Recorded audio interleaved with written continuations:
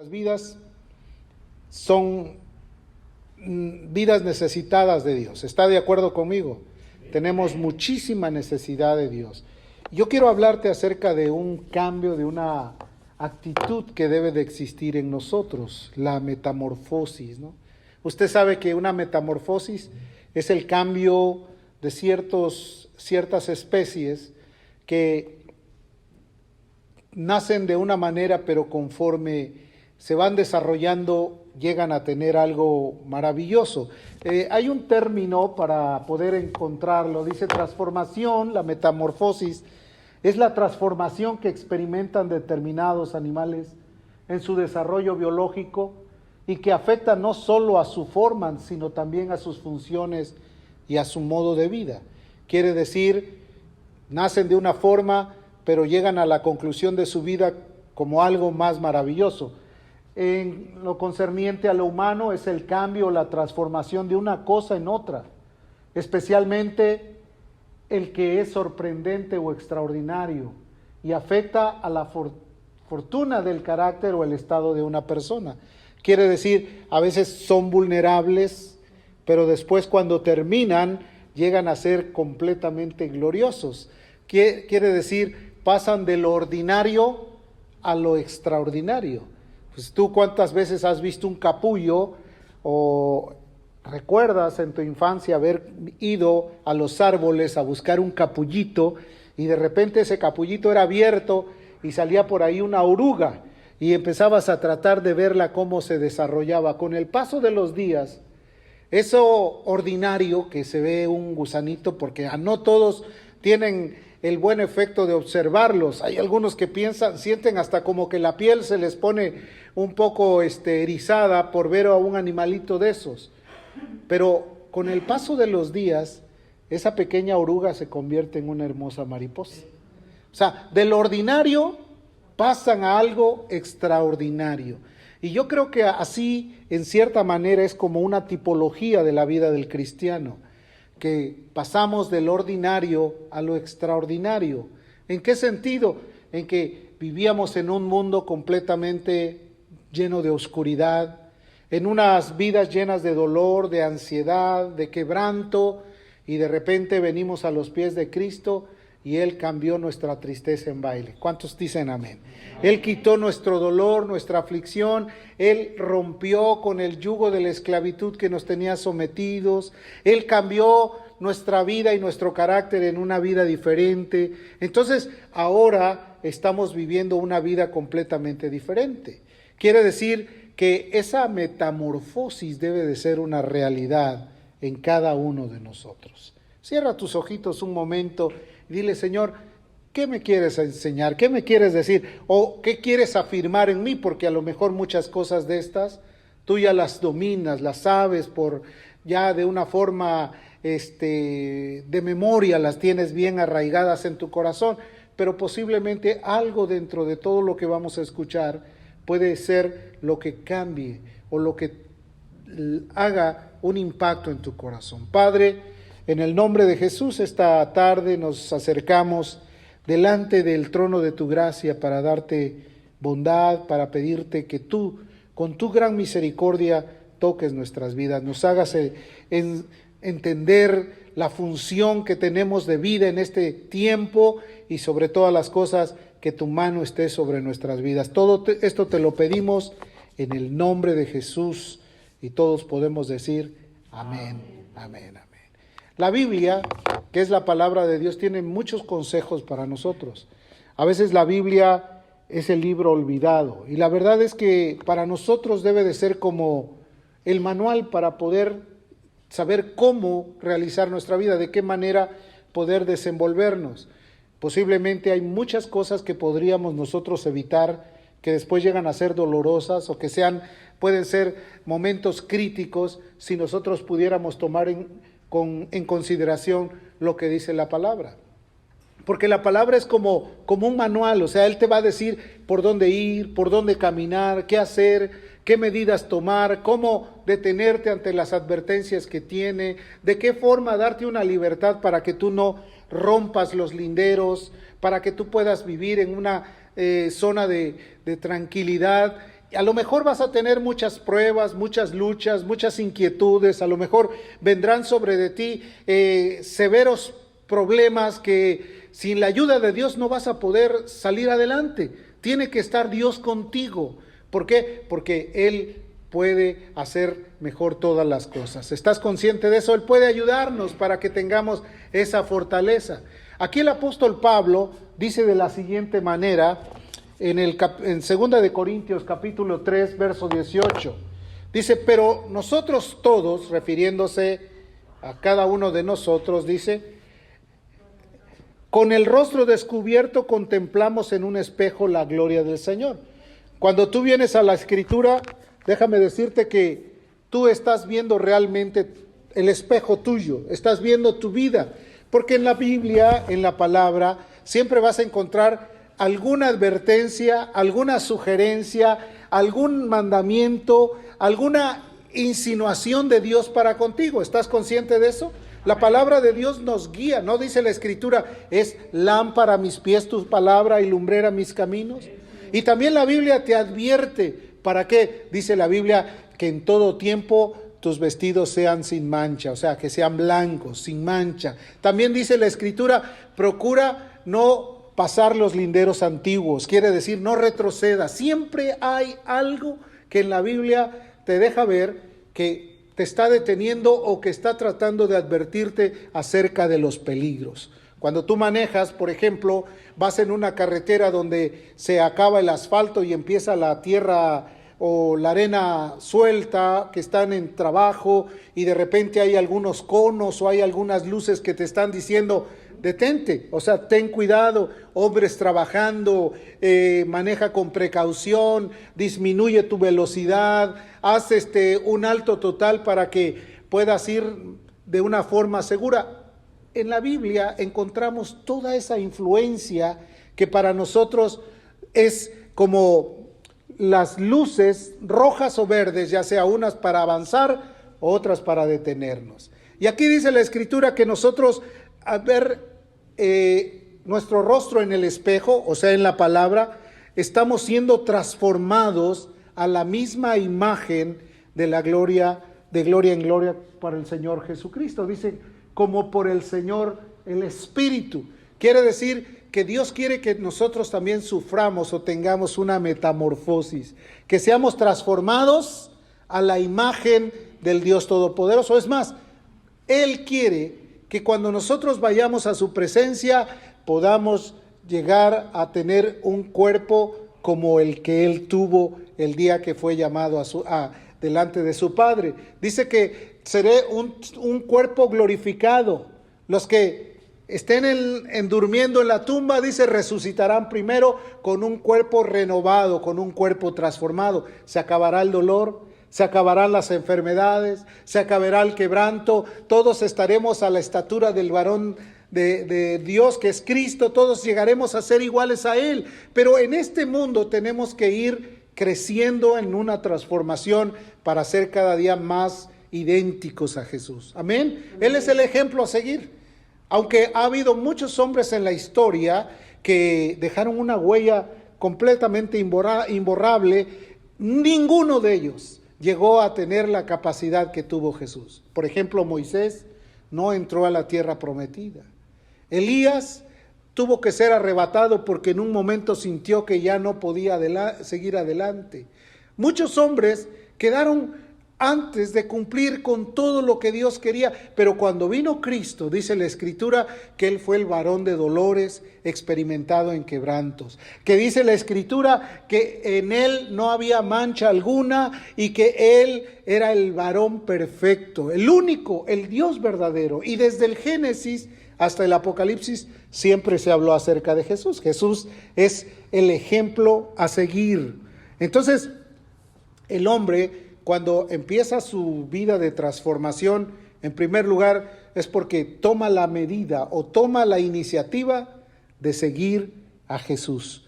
Hace muchos años se hablaba mucho de una leyenda de un famoso rey Midas. ¿Recuerdan eso? Que decían que todo lo que el rey Midas tocaba se convertía en ¿qué? Pero el hombre, viviendo sin Dios y sin esperanza, todo lo que toca, ¿qué pasa cuando lo toca? lo echa a perder, ¿sí o no? Lo echa a perder. ¿Por qué? Porque no tiene la expectativa de seguir obedeciendo algún principio o algún manual. Y la Biblia es el manual. Es lo único que nos enseña a llegar a la presencia de Dios.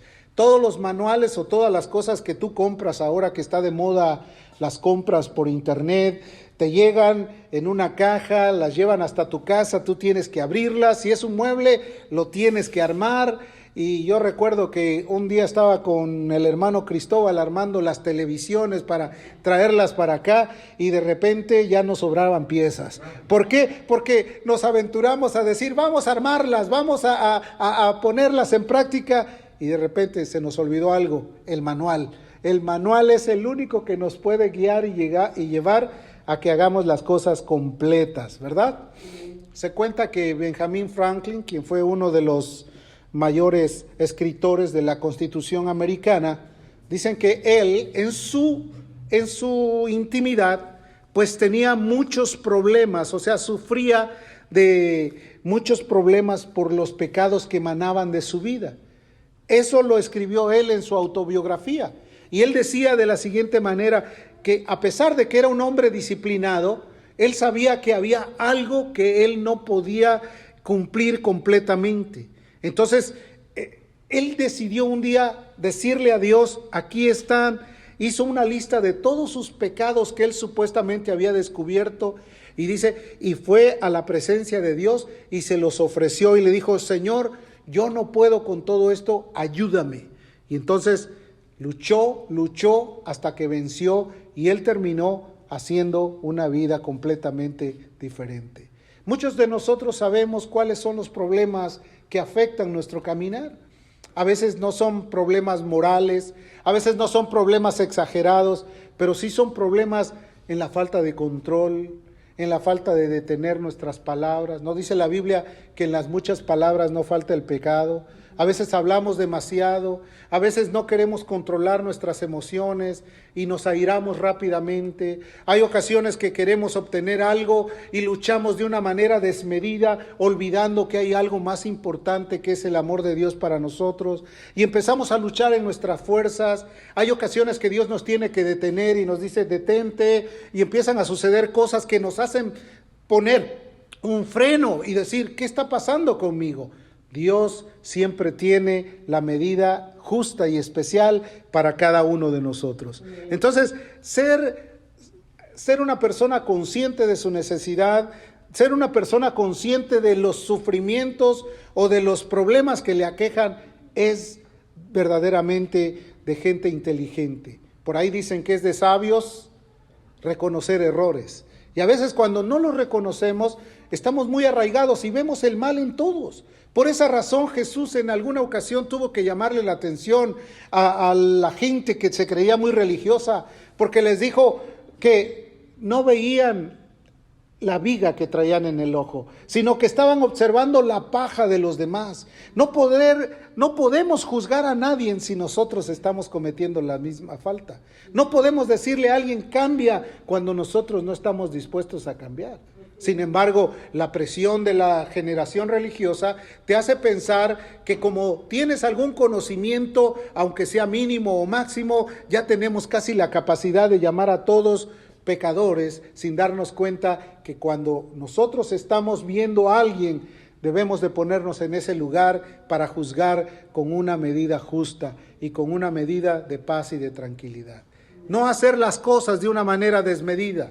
Pablo le instó a la iglesia a decirle lo siguiente. Dice la Escritura en Romanos 12, verso 1. Vamos a leerlo porque parece que no lo tengo aquí. Romanos 12, capítulo 12, verso 1. Dice, así que hermanos, ruego por la misericordia de Dios, ruego por las misericordias de Dios, que presentéis vuestros cuerpos en sacrificio vivo, santo, agradable a Dios, que es ¿qué? Vuestro culto racional. Y déjame explicarte algo muy importante. En el caminar de nuestras vidas, algo de lo que a veces suele ser más pesado es poder razonar. Hay ocasiones que nosotros pensamos que ser cristiano es solamente sentir emociones. Y la verdad es muy diferente. Ser cristiano es ser racional. Hay que razonar lo que uno está escuchando, lo que uno lee, lo que uno oye, lo que uno ve. Todo lo tiene uno que razonar. Y eso te lleva a una fatiga, a un cansancio. A veces la gente no puede razonar, sino piensan que ser cristiano solamente es gritar, bailar, danzar, y no es malo poder gozarse, no es malo poder expresar las emociones.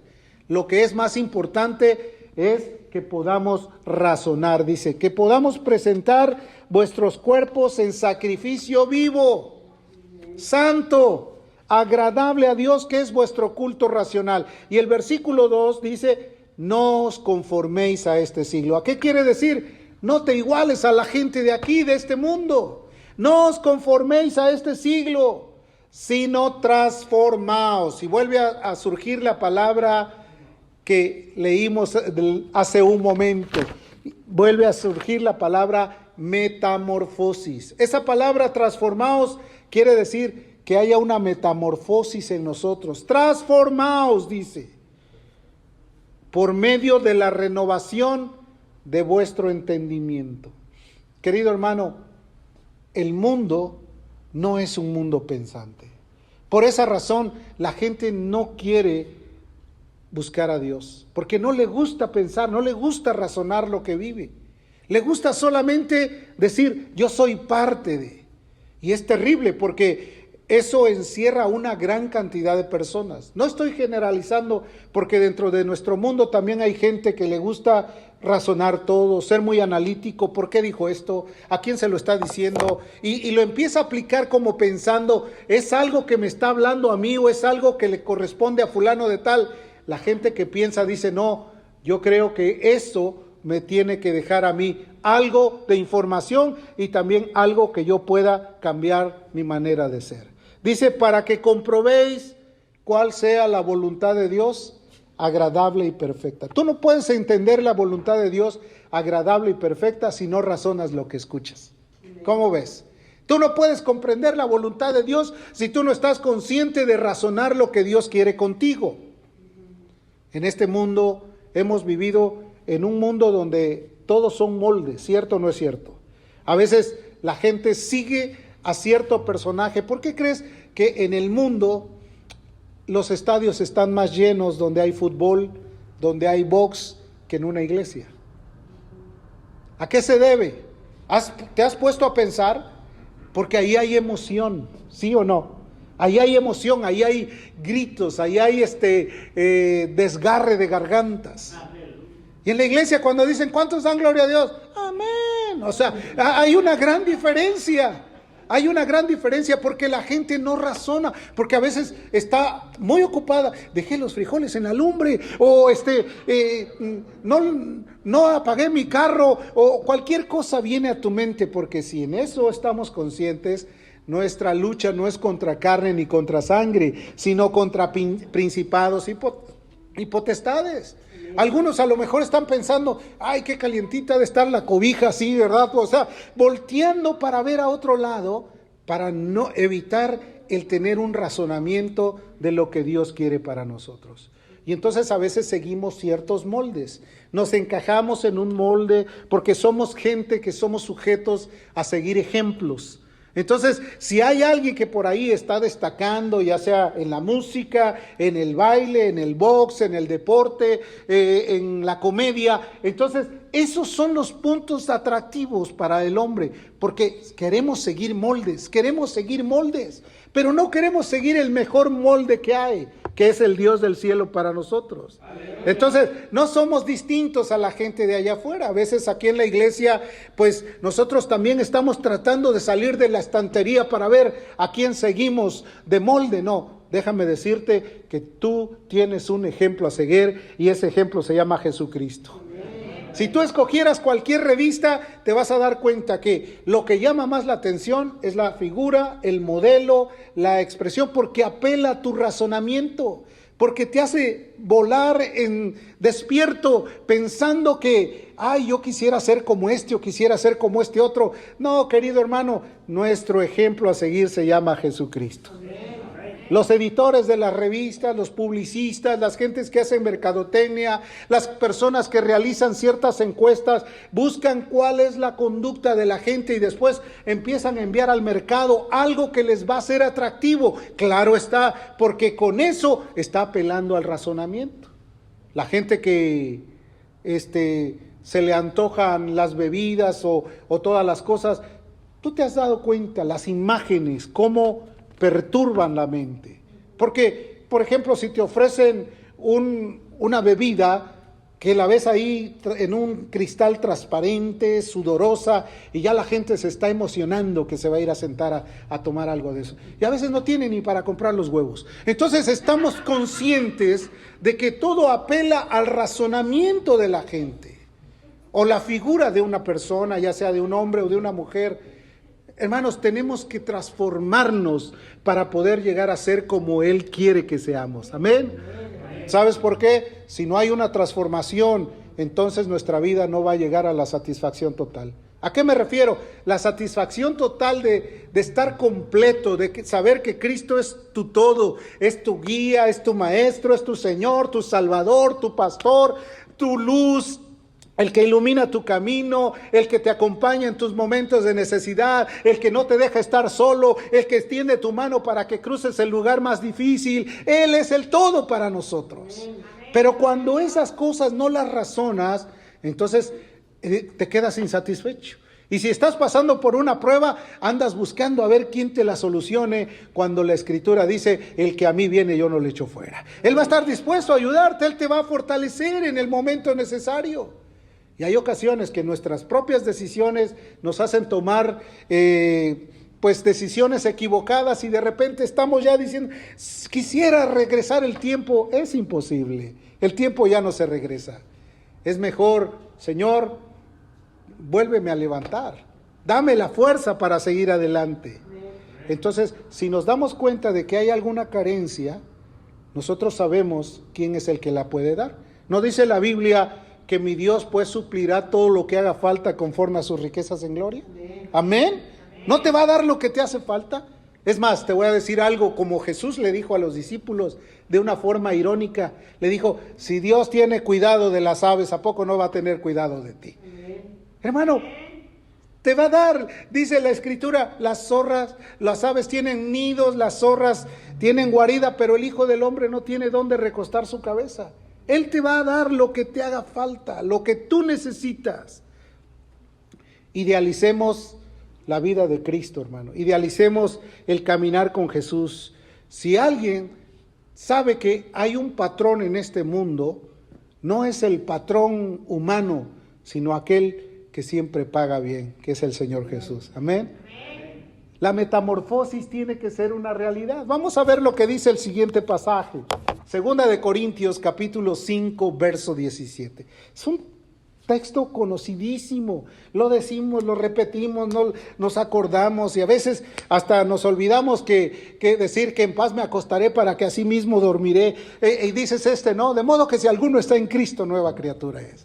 Porque es tanta la memoria que está ya en tu cabeza de todo lo que has leído. Pero déjame decirte que tiene un sentido bien maravilloso. De modo que si alguno está en Cristo, ha sufrido una metamorfosis. Pasó de lo ordinario a lo extraordinario. Amén. Dejó de ser aquella persona que no tenía valor, porque ahora el que la compró le ha dado el precio justo. Aleluya a su nombre. ¿Sabes qué? El precio que tuvo que pagar por ti es el mismo que pagó por mí. Así que eso nos hace realmente reales y nos hace salir del anonimato para entrar a una etapa en la que podamos vivir para Dios. Entonces, conviene, hermanos. ¿Cuántos han visto una mariposa monarca? Qué preciosa es, ¿verdad? Por cierto, con todos los cambios climáticos que hay, algunos de ellos ya se están perdiendo, algunas cosas se están perdiendo. Pero es maravillosa, es bonita, algunos la ven y tiene unos colores tan impresionantes. ¿Pero qué era antes de ser una una mariposa, una pequeña oruga, un gusano que a lo mejor cualquiera que lo viera diría, oh, me da no sé qué, me da repulsión, no lo quiero ver. Dios nos da la oportunidad de que podamos caminar con Él. Este es el sentido que Cristo quiere, que podamos ser a la imagen y a la semejanza de Él. Vamos a ir a Romanos 8:29.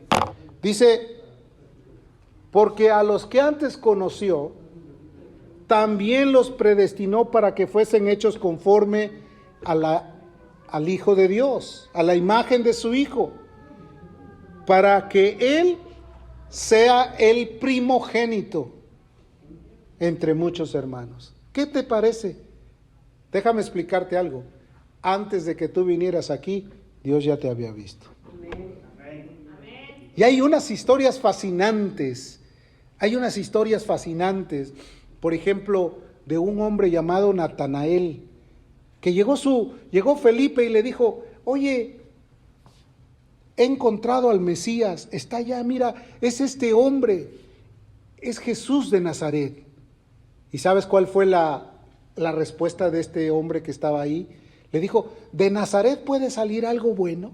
Como si dijera, es de Huntington Park. ¿De Huntington Park podrá salir algo bueno? ¿O del sur de Los Ángeles podrá salir algo bueno? ¿O de Campton podrá salir algo bueno? Entonces,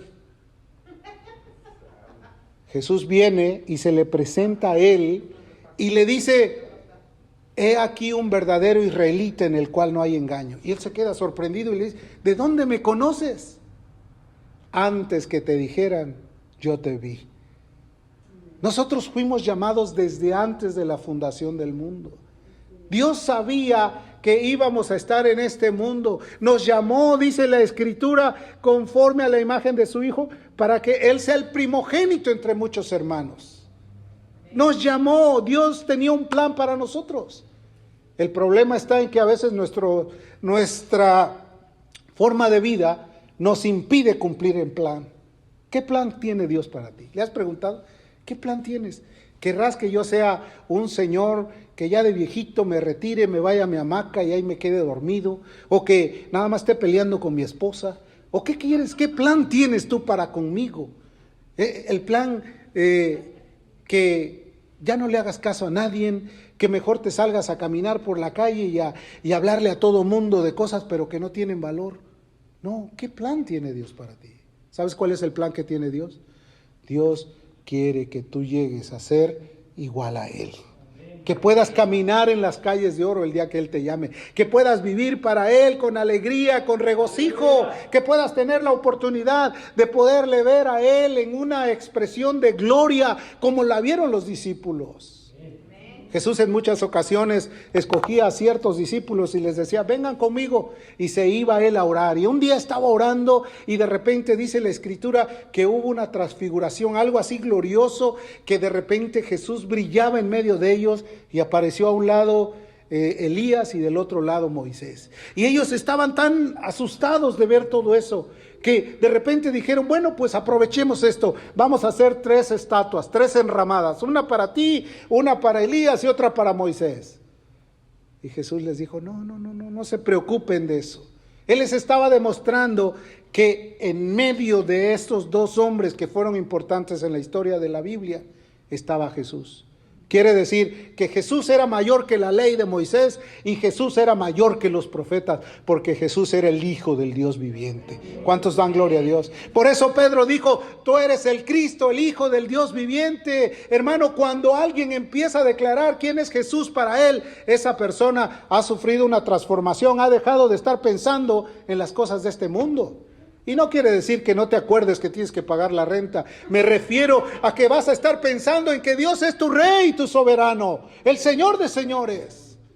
Amén. Amén. Mateo 17:2 dice, y se transfiguró delante de ellos y resplandeció su rostro como el sol y sus vestidos se hicieron blancos como la luz. ¿Cuántos dan gloria a Dios por ello? Hermano, esa es la gloria de Dios. Nosotros necesitamos ver la gloria de Dios. Cuando vemos la gloria de Dios, hermano, nuestras expectativas dejan de estar ahí en otro punto. Ahora estamos siguiendo a aquel que nos llamó de las tinieblas a su luz admirable. Esas expectativas cambian. Querido hermano, yo tuve que abandonar muchas cosas porque Dios me llamó, y desde que me llamó me enamoré de ese llamado. Supe que Dios me había llamado, supe que Dios me encontró ahí, y yo no me pude resistir a pesar de que era yo un violento, un hombre completamente sin Dios y sin esperanza, y ahí me agarró, y entonces supe, me sedujiste, oh Jehová, y fui seducido. Más fuerte fuiste tú que yo y me has vencido. Y pude comprender que Él era el que había revelado a mi corazón su presencia. Desde entonces cambió todo.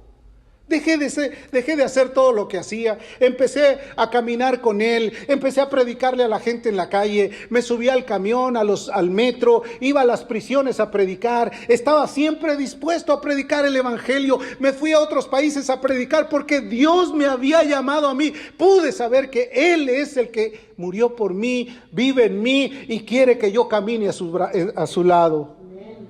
Hermano, eso es lo que Dios quiere.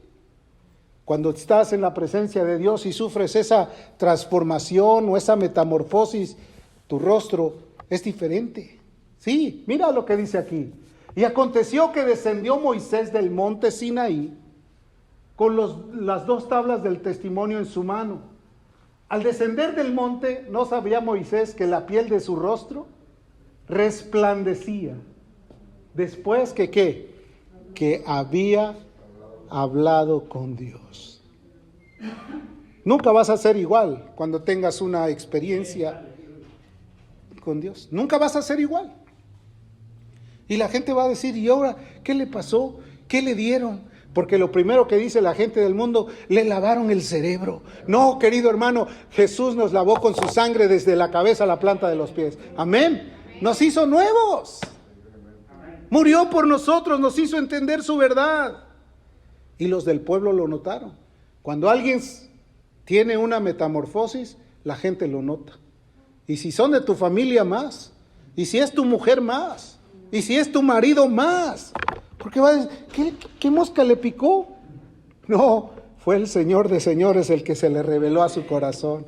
Dio su amor, su misericordia. Pero el día que el hombre no cambia y que rechaza la metamorfosis y dice, no quiero esa transformación, es todo lo contrario. Sí, ¿recuerdas a aquel hombre llamado Nabucodonosor? En el libro de Daniel dice, en la misma hora se cumplió la palabra sobre Nabucodonosor y fue echado de entre los hombres y comía hierba con las bestias, con los bueyes, y su cuerpo se mojaba con el rocío del cielo hasta que su pelo creció como plumas de águila y sus uñas, dice la escritura, como las de las aves.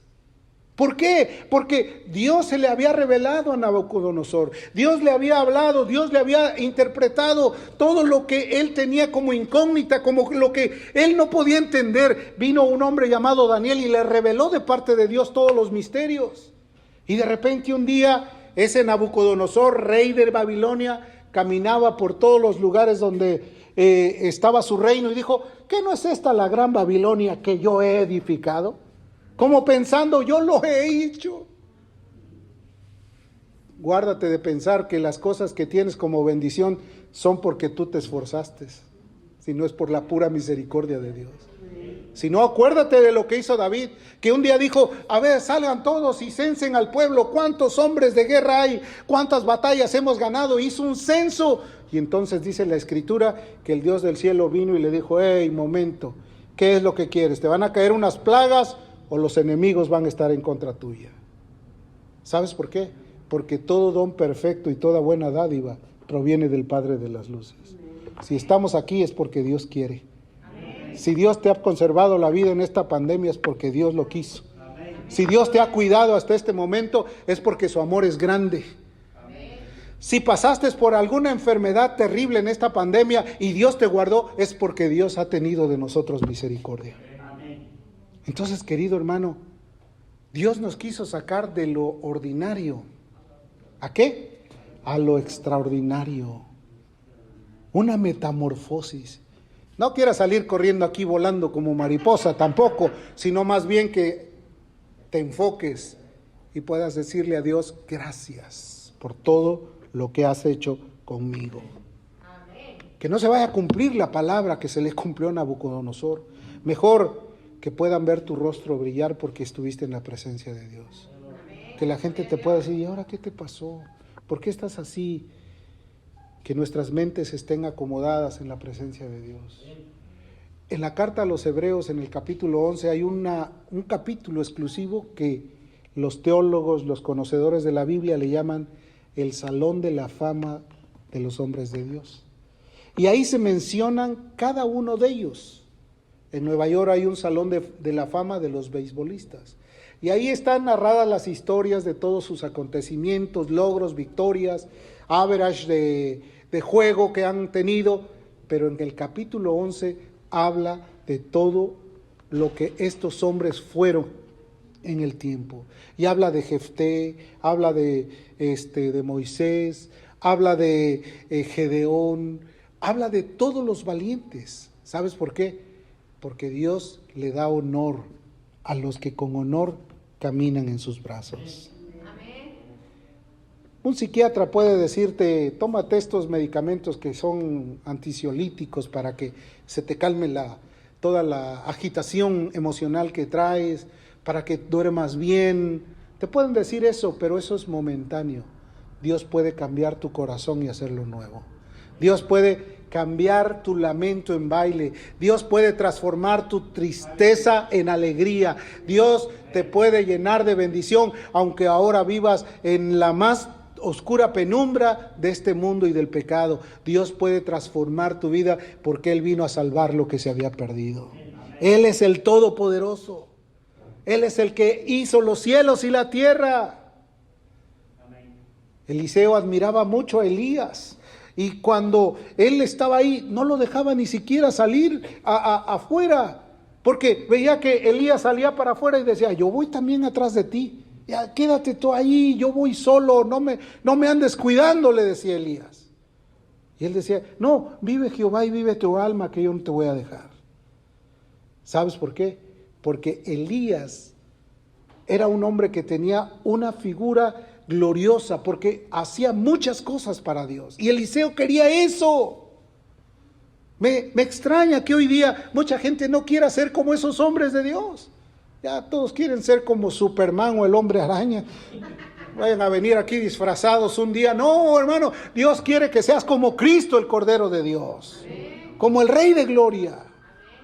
Y dice la Biblia que entonces Elías un día salió y ahí va Eliseo atrás de él y de repente, antes de que se acerque a caminar a su lado, vino un carro de fuego y se lo llevó al cielo. Y Eliseo se quedó así mirando. Carros de Israel y padre, y carros de Israel. Y le pregunté, ¿y qué quieres ahora tú? Pues yo quiero una doble porción de lo que había en él. Yo quiero lo doble de lo que él hacía. Querido hermano, tú pídele eso también. No le vayas a decir, yo quiero lo doble que tenía Marta. Ya voy a ser más afanada ahora, ¿no? No, pídele doble de la porción que Cristo tenía. Hermano, puedes cambiar tus circunstancias para escapar de los problemas. Y por un tiempo quizás te vaya bien y luego tomar el equipaje viejo y vuelva a regresar contigo a casa. No podemos cambiar nuestras vidas por nuestra propia fuerza. Solo Cristo puede cambiar nuestra vida. Solo Jesús puede ayudarnos a que cumplamos con ese cambio, con esa transformación, con esa metamorfosis. ¿Sabes qué? Dios quiere que seas como tú, como Él. Que lo busques. Que cuando nos enfoquemos intensamente en el Dios Todopoderoso, Él va a transformar esta oruga que se arrastra por la tierra en una preciosa mariposa que vuele para la gloria de Dios. Que nos haga llegar a su imagen y semejanza. A veces en tu vida, a lo mejor nunca lo declaras, pero dices, me siento como una oruga, ¿no? Un día el salmista dice, oh, soy gusano de Israel, o sea, menospreciando su vida.